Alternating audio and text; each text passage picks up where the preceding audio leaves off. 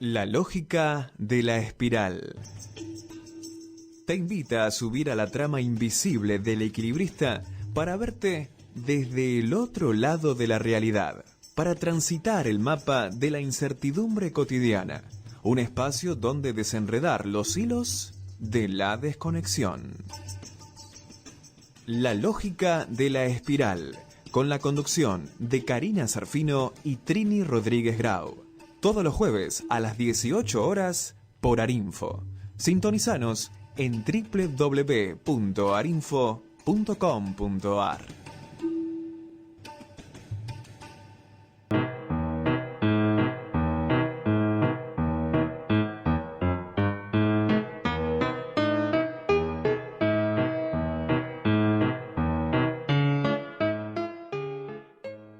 Hola, ¿cómo están? Buenas tardes. Les habla Karina Zarfino.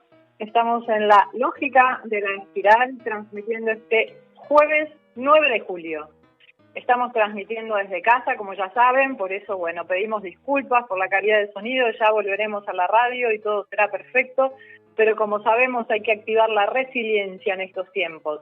Bueno, hoy comenzamos con una canción muy hermosa, Mundo Agradable. Le doy un especial saludo a mi amigo Fernando, que gracias a él pues la estamos sintonizando, y le doy la bienvenida a Trini, que está en su casita. Hola Trini, ¿cómo estás? Hola, acá estoy con mi gato peleando por un vaso de agua. Me sirvo agua fresquita y él se tira arriba del vaso. Ah, sí, son repiolas. Pero bueno, nada, hay que acomodarse. Yo estaba recién, no sé si estamos saliendo con imagen, ya medio que...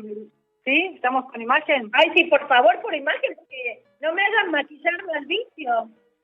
Estoy frisada, mejor porque estoy haciendo... Tengo la compu medio frisada. Bueno, nada, recién se me colocó la compu.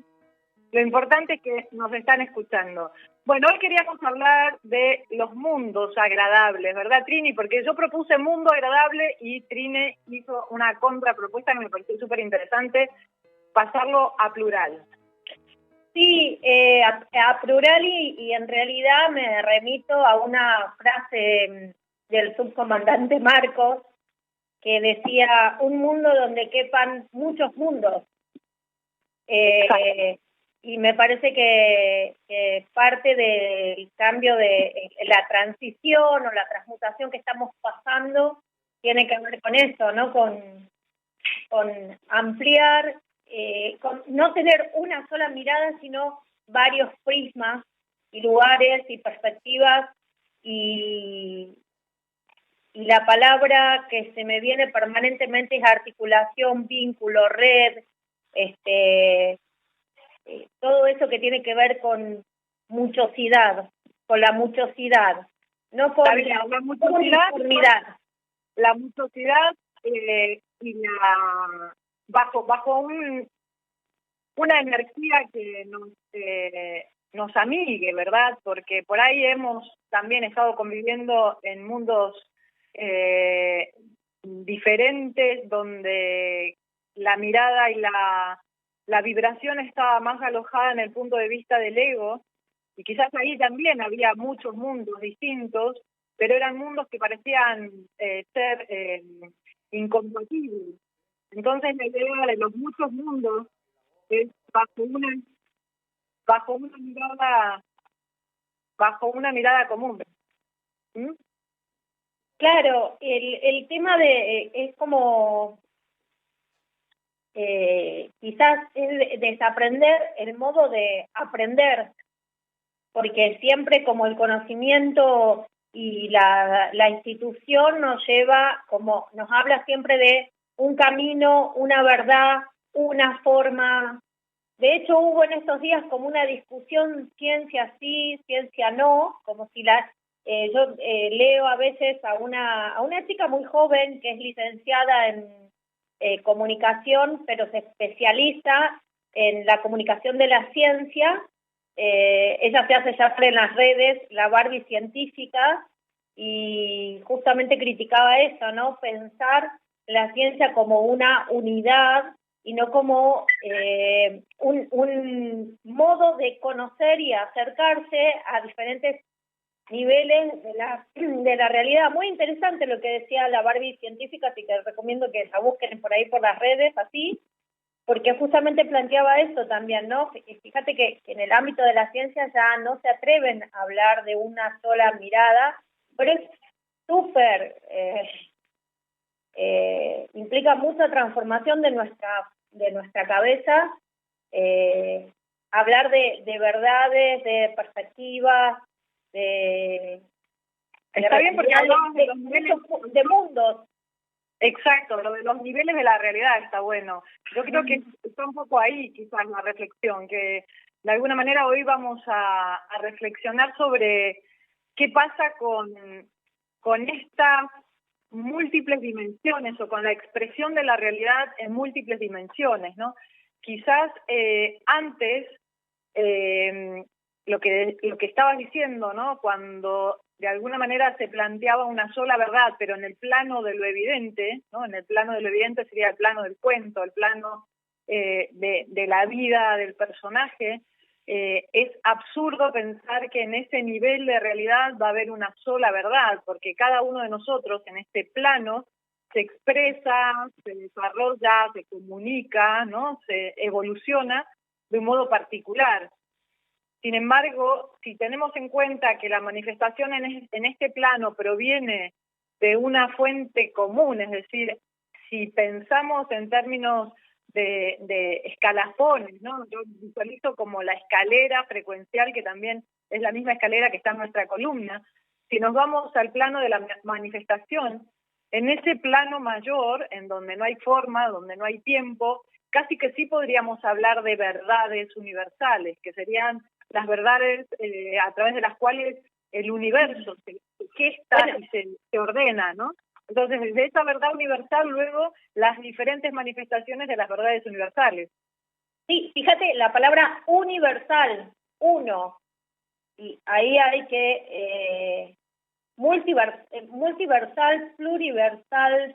Sí, pero en este plano, pero mirá lo que digo, yo estoy diciendo que en el plano de la manifestación sí es multiversal, multiverdad, pero el uno, no como número, sino el uno como concepto, el uno como la manifestación de la unidad, que es incluso la teoría del Big Bang, ¿no? Es decir, desde esa unidad, esa energía unificada, ¿no?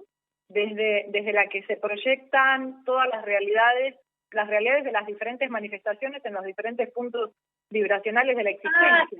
Claro. Entonces, ahí hablo de uno universo, en realidad un universo, eso que parece como que se contraponen, en realidad la propuesta desde un lugar energético es lo uno es diverso. No me acuerdo. Lo uno es que lo uno, desde el punto de vista que lo uno como ese Aleph, ¿no? Como vamos a recurrir al Aleph borgiano, como ese Aleph que contiene el todo, todas las posibilidades, todas las perspectivas, todas las realidades, todos los tiempos, ese Aleph que contiene el todo, que luego al expresarse en las diferentes dimensiones va a ir adquiriendo particularidades, ¿no? Diferentes tipos de manifestación, pero por eso digo que hoy yo quería hablar de los niveles de realidad.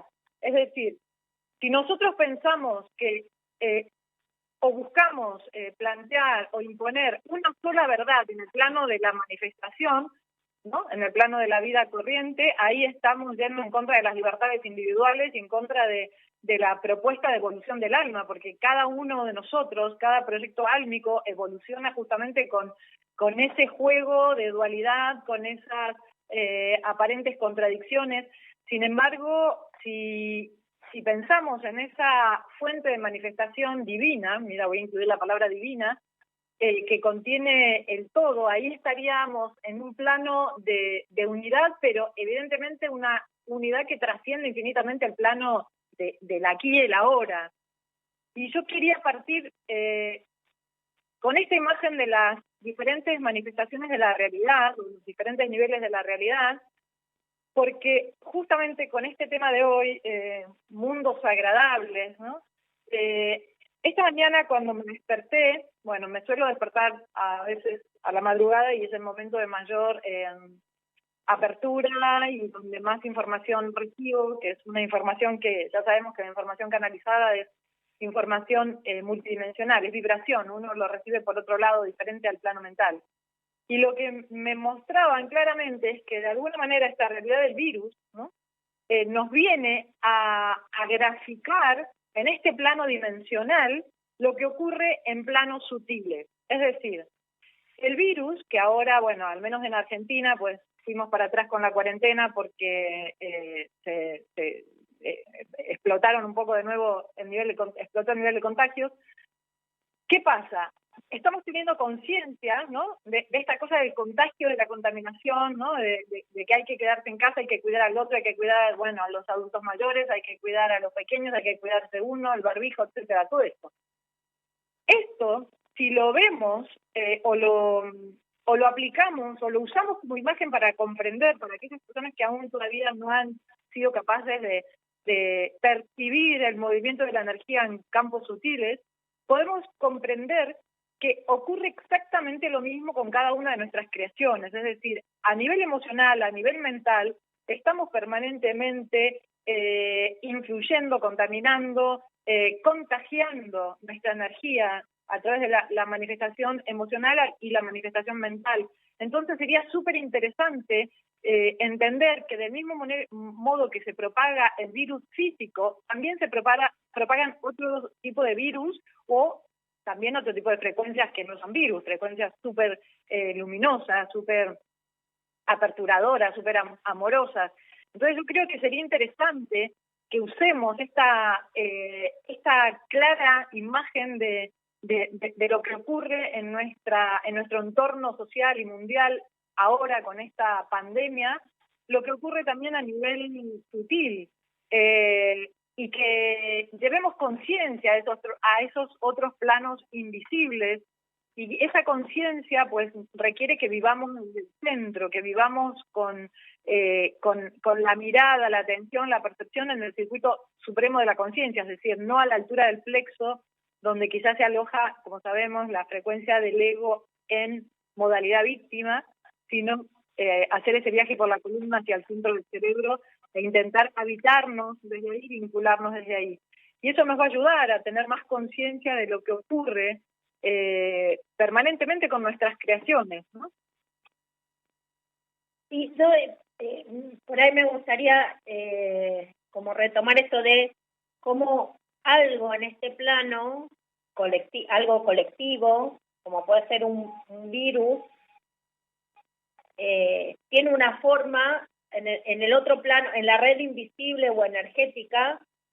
Y mi pregunta, que ya te la vengo haciendo, es cómo tener estrategias de reconocimiento y de cuidado frente a esa realidad, tanto en este plano como el otro, que no tengan que ver ni con el miedo, ni con creer que el afuera es una amenaza, ¿no?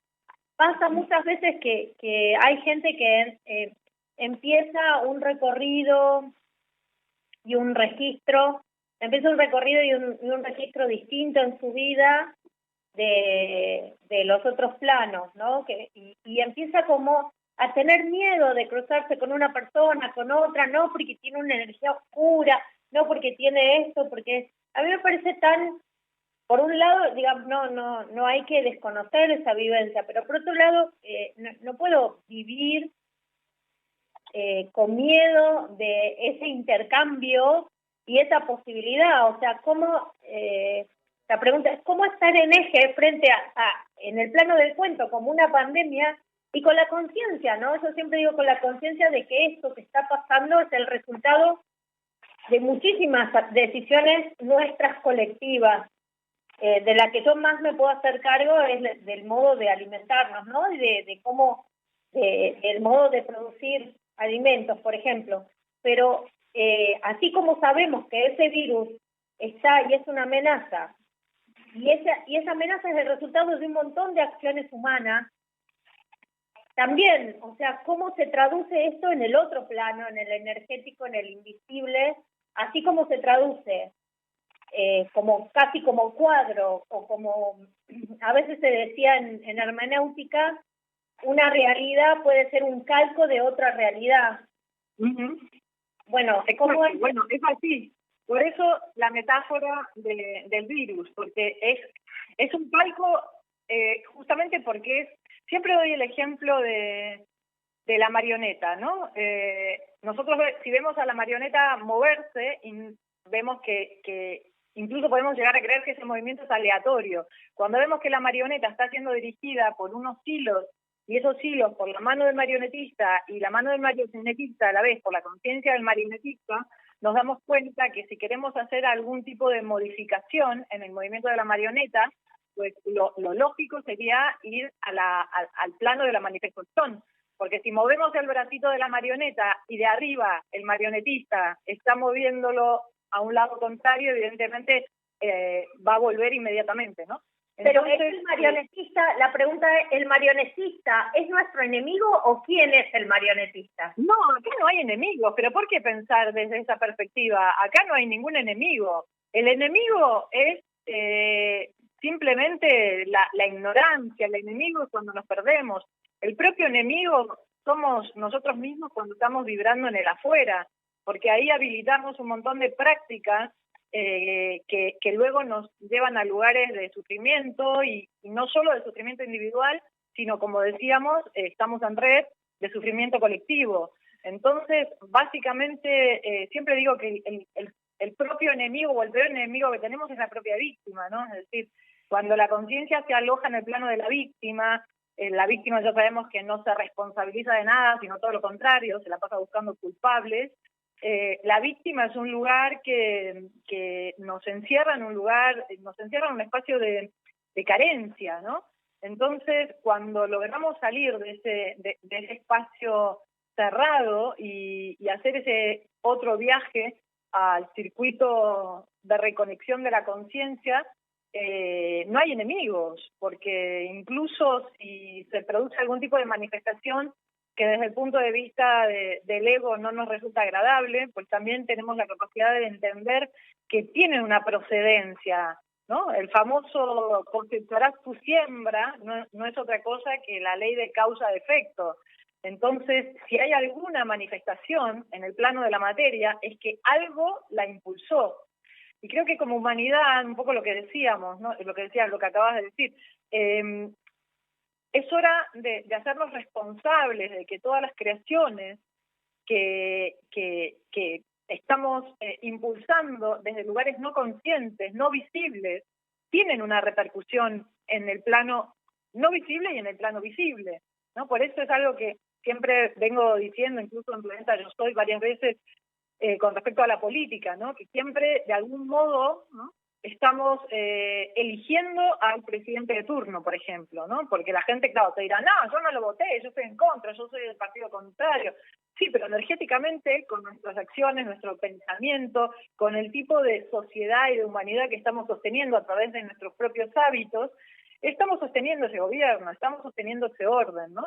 Entonces, desde esa perspectiva, creo que y volviendo a tu pregunta, ¿cómo hacer, no? Para quizás... Te hago otro planteo. Si está bien, yo no lo voté y estamos sosteniendo ese orden. Pero, ¿cómo gestionar? De decir, está bien, me hago cargo y ese orden es una acción colectiva. Pero la verdad es que las posibilidades no son de transformación no son reales, o sea, no son reales en ese plano, digamos. Pusiste un ejemplo como muy claro. Y evidentemente no se agota, o sea, mi pregunta es bien concreta, no se agota, o mental, como nos dijeron por ahí, no se agota en una decisión de un momento, sino cómo gestionamos, por ejemplo, una acción humana autónoma, una acción humana colectiva autónoma, con una mirada responsable, o sea, con una mirada responsable, con individualidades que son capaces de decir, bueno, llegamos hasta acá y qué es lo que es, desde lo personal y de lo individual, hago para llegar hasta acá. O sea, ¿realmente existe la posibilidad de que eso suceda? Pusiste el ejemplo de un gobierno y la verdad es que lo pones en términos como del voto, y lo cierto es que lo que digo es lo que hay para votar, ya o no es muy guau. Bueno, pero estás tomando una parte de la realidad, es decir, doy el ejemplo de los gobiernos como puedo dar cualquier otro ejemplo, pero que no haya otra opción interesante para votar también es una construcción nuestra, ¿se entiende? O sea, no es solo... Por eso te digo, es como ir más... Claro, pero a ver, no termino de entender tu pregunta, pero por lo que entiendo, se trata de intentar tener una vida consciente, que eso parece como raro, pero es muy simple. Hablaste de la alimentación, ¿no? Igual que uno pues puede mejorar, que además siempre hablamos de la alimentación también como un acto político, como un acto de impacto, claramente impacto en el colectivo, igual que uno puede atender y mejorar y decidir, ¿no?, qué hacer con su alimentación física, pues del mismo modo se va a dar atención a lo que ocurre en la alimentación sutil, es decir, esto que tanto repito siempre en los libros, ¿no? Muchas veces cuando nosotros no estamos en nuestro propio centro, nos nutrimos de los campos energéticos ajenos, ¿no? Esto sucede mucho en el ámbito de la pareja, ¿no? Entonces, si nosotros estamos sosteniendo prácticas basadas en la manipulación, en el robo de energía, y no nos damos cuenta, bueno, pues la idea es que justamente por eso digo, lo que está ocurriendo con el virus es un modo de graficarnos en el plano de lo evidente lo que está ocurriendo en planos sutiles permanentemente. Es como si nos hicieran una gran invitación como para decir, bueno, a ver, mira, esto mismo ocurre permanentemente, ¿no? Porque no es que solo cuando yo pienso, deseo, no. Recordemos que siempre con nuestros pensamientos y nuestras decisiones, que no decidir ya es una decisión, estamos creando, ¿no? Entonces, claro, ¿cómo salir bueno, de todo a eso voy. Quedarme esperando. Vos volvés a poner el ejemplo, de graficar el virus como gráfico, o sea, el virus en el plano del cuento, del mundo, de la 3D, como gráfico de lo que pasa en el plano energético. Que es bastante difícil lo que estamos, digamos, tratando de charlar ahora, ¿no? Pero justamente voy a decir, bueno, ¿qué herramientas tengo yo en el plano del cuento para salir ilesa con mi colectivo, con mi comunidad frente al virus? O sea, las preguntas son, ¿qué hicimos para llegar a esta instancia que un virus nos deja en jaque, como humanidad nos deja en jaque, y qué podemos hacer para transformar, no en términos de me quedo esperando, sino que... Bueno, ahí dijiste algo interesante también para reflexionar. Dijiste algo, salir ilesos, o sea, salir ilesos. A lo mejor no salimos ilesos, ¿entendés? Es decir, ya es ileso de que no salimos ilesos. Pero la ley del karma, es decir, hay semillas que ya brotaron y se están manifestando y forman parte de decisiones anteriores y que ya están, eso justamente es lo que se nos propone, estar en el presente creando una realidad lo más armónica, coherente posible, y también no peleándonos, digamos, con el karma manifestado. Es decir, si ya se manifestó, bueno, hay que crear desde el ahora, desde el presente. Entonces, el desapego también tiene que ver con la búsqueda de la solución genuina, por decirlo de alguna manera, porque si yo tengo intereses personales, y ahí ya sé que es muy delgada la línea de lo que estoy diciendo, ¿no? Pero los intereses como demasiado individualistas, digamos, los intereses que están vinculados al escapar al sufrimiento, me refiero, ¿no? A lo mejor generan más karma, ¿se entiende? Porque creo que se trata de, bueno, de ver qué creamos a partir de ahora, o sea, en el presente continuo, y aceptando también el resultado de las acciones anteriores, porque sobre eso no hay ningún tipo de posibilidad de cambio. Digamos, las semillas creadas en otros tiempos que ya brotaron, ya están. Entonces, creo que esto lo mismo que nos propone la cuarentena física, es una metáfora también de la propuesta que podríamos iniciar para comenzar un proceso de reparación y de reconexión.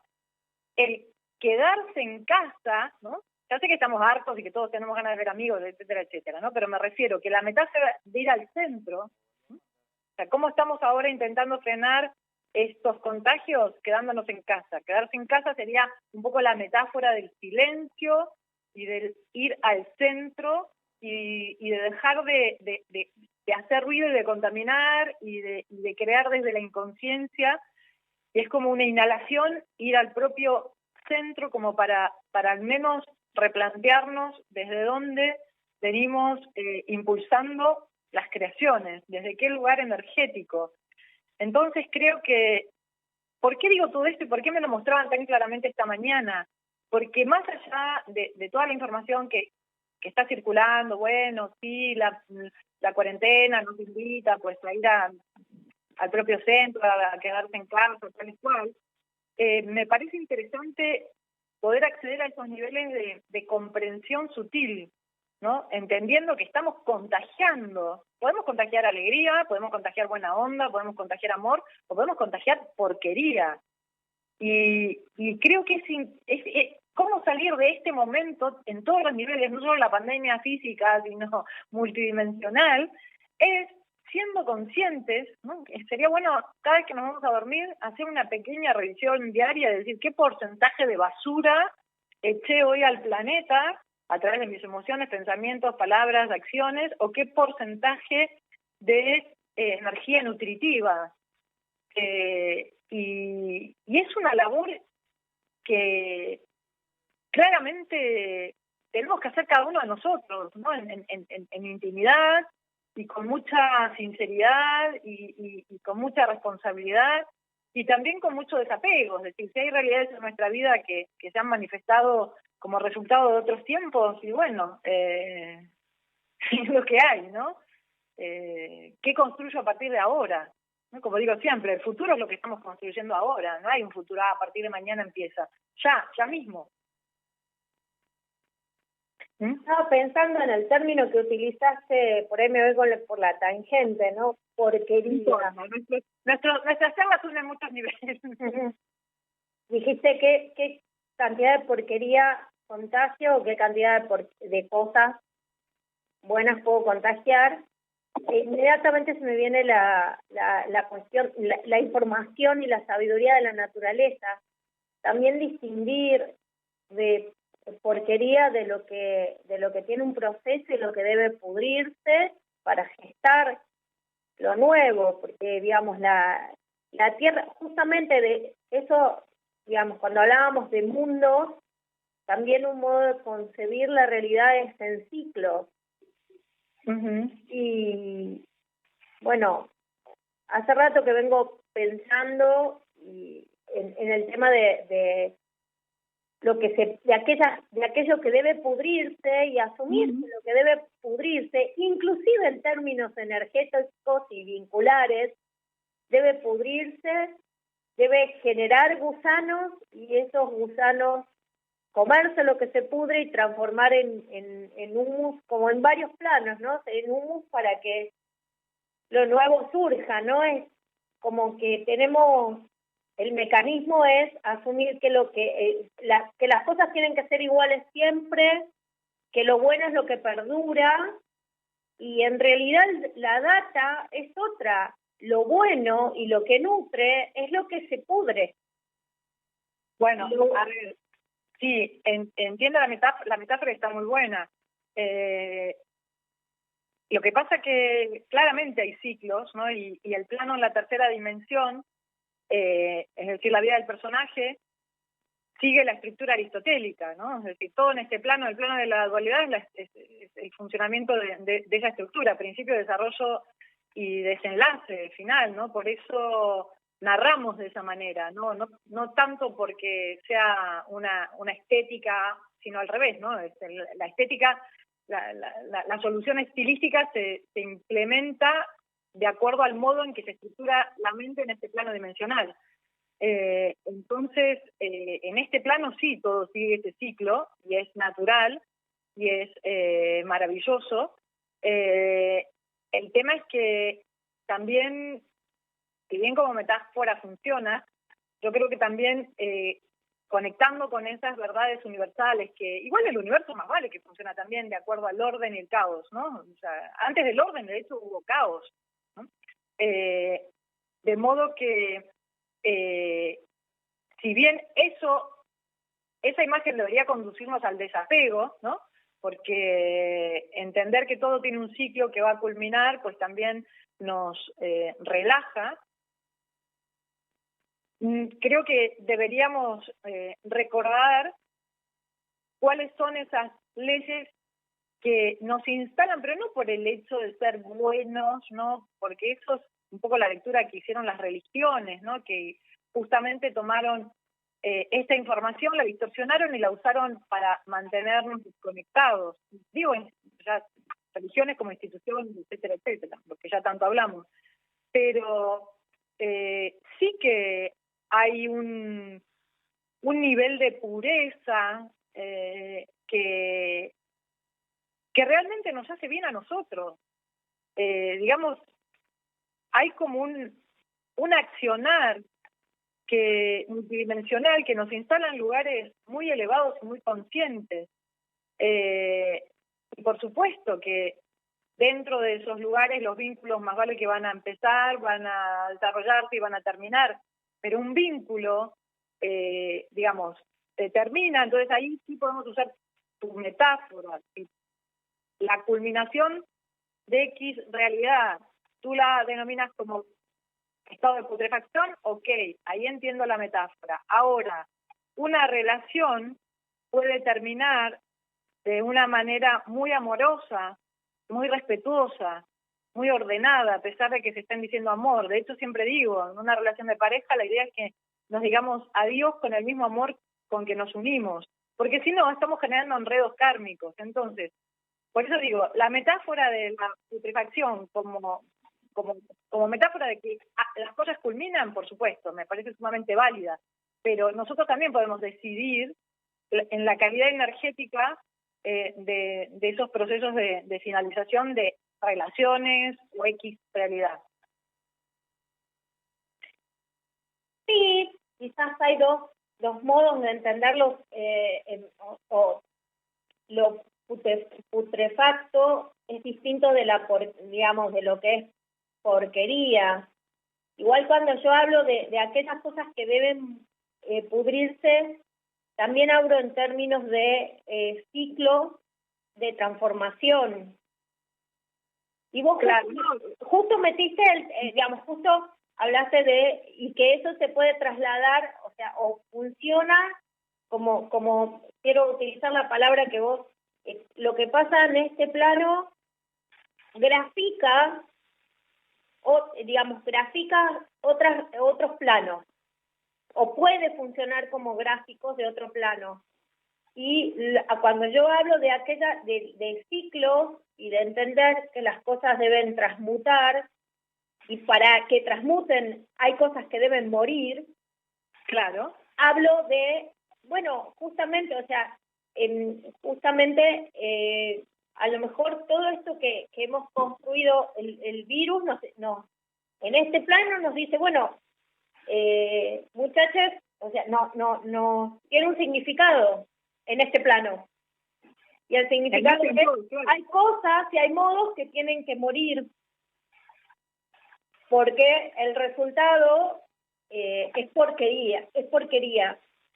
En ese sentido también, y me parece que no en el plano energético, porque no es algo del que pueda hablar mucho, pero sí también me hizo pensar a mí, y en esta semana, que el modo, no el afecto, pero el modo de vincularse, hay cosas que tienen que morir en los modos de vincularse. Claro. Y aceptar como ciclos, hasta, bueno, vos lo pusiste en términos del amor de pareja, yo te puedo hablar en términos también de una relación con un hijo, ¿no? La relación con esa persona que una ahija y que va transmutando y va cambiando y van cosas muriendo. Y si yo me quedo instalada en ciertas ideas de debe perdurar de una manera, digamos, es ahí. Por ahí también, así como tenemos que entender que lo uno es múltiple en su concepción, tenemos que entender que el amor es transmutación. No sé, Claro. se me ocurre, o sea, no perdurabilidad, es decir, en el sentido novelesco de se amaron y vivieron felices por siempre. No hay un felices por siempre, hay un felices, pero ese feliz no es por siempre y no es siempre de la misma manera. Y me parece que esas son las cosas que tenemos que de construir en nuestro adentro fuera y fuera adentro. Eso, por ahí, a eso me refiero yo cuando digo, bueno, hay que dejar que las cosas se pudran. Por supuesto, claro, ahí Y está, que el modo de vincularse se pudra también. Ahí está la actitud desapegada, porque, por supuesto, desde un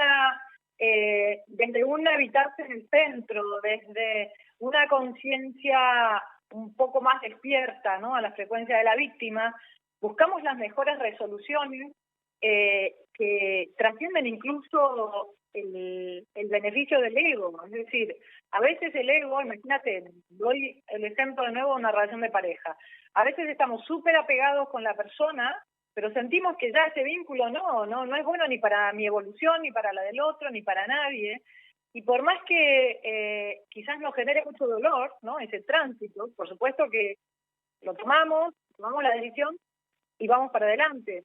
Entonces, desde esa perspectiva, por supuesto que el desapego, la mirada mayor, busca siempre el beneficio colectivo, ¿no? En este caso, pues el beneficio no solo individual, sino del otro y de todos los seres involucrados en el caso de que tuviera hijos. Ese es el nivel que considero como un grado de responsabilidad que nos empodera, ¿no? Porque si bien la responsabilidad, pasar de la frecuencia de la víctima a la frecuencia de la autogestión consciente y responsable de la vida, al principio genera mucho esfuerzo, porque han sido muchas vidas, no solo esta, muchas vidas que hemos transitado desde la frecuencia de la víctima. Al principio demanda de esfuerzo, de valentía, de mucho coraje, pero a la vez ahí están las llaves hacia la libertad. Entonces, cuando logramos entender que es realmente trascender una frecuencia interna, pero interna y planetaria, es decir, hemos estado viviendo con la conciencia alojada en el circuito bajo del sistema, primero y segundo y tercer chakra, y ahora estamos haciendo un salto en la propia columna, en la propia estructura energética. Y eso es lo que va a vincularse con ese desapego, ¿no? Entendiendo, por supuesto, que sí, que en este plano, la vida misma, nacemos, crecemos y morimos. Por eso también el desapego, en esta cuadratura energética de la pandemia, también es como, bueno, obviamente, todo el mundo quiere vivir y nadie querría morir de coronavirus, ¿no? Pero escúchame, si nos toca, y bueno, qué tocada, pero es como... Toca, la suerte es loca. Sí, bueno, qué mierda, ¿no? Pero bueno, pero ahí viene el tema que yo también digo, bueno, es el mundo es agradable, digamos. Me parece que lo que está pasando nos pone frente al tema es quiero vivir y yo quiero decidir cómo vivir y yo me doy los permisos de cómo vivir. O sea, cómo construyo mi mundo agradable, qué proyectos le doy, los hago. A mí me parece que esa es también el gran aprendizaje, porque de repente cada uno está en su lugar así y está empezando a tomar conciencia de cómo, dónde y de qué manera gesta en ese espacio que es propio. Creo que esa vivencia está siendo muy fuerte para muchos. Claro, lo que pasa es que cuando hablamos de mundos agradables, yo no solo pienso en este mundo físico. No, claro, Entonces, claro, el mundo agradable, para mí es el estado del alma, es la paz y es el nivel de conciencia con el que voy a partir, ¿no? Es decir, cuando llegue el momento de la partida, pues ojalá que esté lo más consciente posible. Entonces, como yo veo todo, claro, ahí ya sé que entran las creencias, por ahí hay alguien ateo y dice, no, yo no, para mí termina acá, entonces para mí el mundo agradable está acá. Ok, pero el mundo agradable para mí no termina con el cambio de plano. Entonces, por supuesto que quiero un mundo agradable, pero también en mi caso, al menos hablo desde mi lugar, no quiero decir que esto se tiene que tomar como verdad, pero el hecho de poder integrar la idea de la muerte como algo natural me brinda mayor nivel de libertad y de apertura para poder justamente crear el mundo agradable, porque... Bueno, en realidad ese es un problema de la cultura de Occidente, que de hecho le hace gestar una medicina, obvio sin ser experta, por ahí más desde mi formación filosófica y teológica, lo puedo decir. En ningún momento hay 3 experiencias vitales para construir sentido. La religión tiene que ver con eso, con construir sentido. Todas las comunidades humanas generan sentido. Y generar ese sentido es a través de 3 experiencias vitales.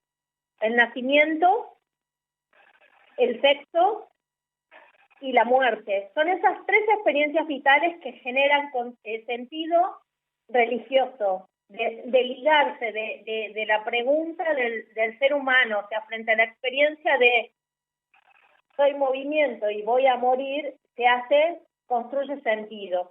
Entonces, y en realidad un montón de culturas y comunidades asumen la muerte como, vos decís, bueno, reconciliarse con el hecho de la muerte y por eso se genera sentido, porque no es un problema. De hecho, hay una mala, me voy a atrever a decir, hay una mala interpretación de la resurrección.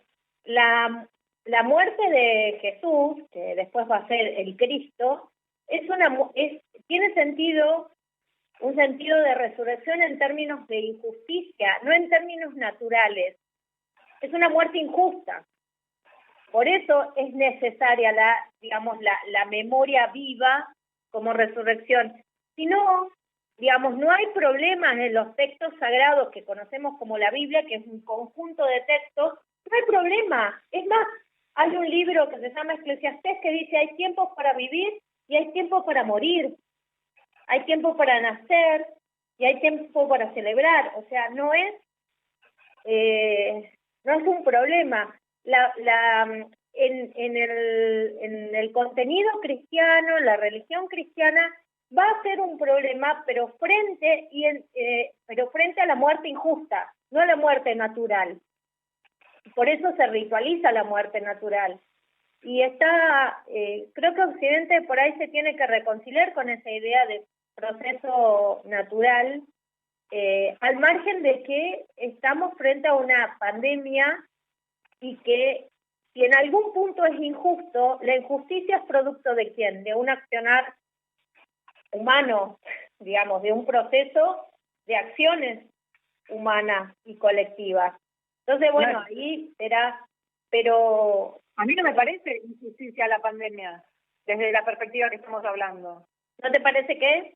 No me parece una injusticia desde la perspectiva que estamos abordando el tema. O sea, si estamos diciendo que responde a las creaciones colectivas, sutiles y no sutiles, anteriores, entonces no es injusticia, porque entonces eso es la ley de karma-efecto, ¿no? Es causa-efecto, es el karma. Si yo genero una acción y esa acción genera un movimiento X, pues ese movimiento no es injusto en términos de concepción de la realidad. Injusticia, bueno. Es lógico, si yo, a ver, es que, mira, si yo cocino una torta de ricota, y la consecuencia, bueno, me podrá salir más rica, más fea, pero no me va a salir una torta de frutillas, ¿no? Entonces, claro, es como que yo digo, pucha, yo quería la torta de frutillas, qué injusto, me salió una de ricota. Bueno, pero pará, pues compraste ricota y la hiciste de ricota. No sé, es como... en términos muy evidentes, si es la consecuencia de las acciones colectivas, no sería una injusticia. Y ese es el punto interesante. Yo sé que es duro, porque claro, la gente dirá, pero yo qué hice, yo no hice nada, y ahora no sé qué, tengo que estar en mi casa, ¿no? Pero desde la perspectiva que estamos abordando el tema, me parece que no cabe calificar con este adjetivo, ¿no? Esta situación. O sea, sí, desde la víctima, por supuesto, vamos a decir que es injusto, pero si estamos diciendo que es la consecuencia de la creación colectiva, porque claro, si estuviéramos todos en otro nivel, ¿no?, de vibración y de conciencia, si estuviéramos viviendo en un planeta que realmente estuviera conectado a través de la red del corazón y donde tanto la ciencia, las artes, pues todas las expresiones del ser humano estuvieran en función. Igual, eso da, Cari, para otro programa, para trabajar y repensar justicia e injusticia en tanto creadores y creadoras de la realidad. Pero yo lo ponía en términos de aquellas consecuencias que sufre un grupo en menores condiciones de posibilidades. En esos términos, pero podría ser, pero si vos lo tomás en términos de información y esa información como algo a transformar, y que esa transformación viene de la gestión comunitaria, da para otra discusión.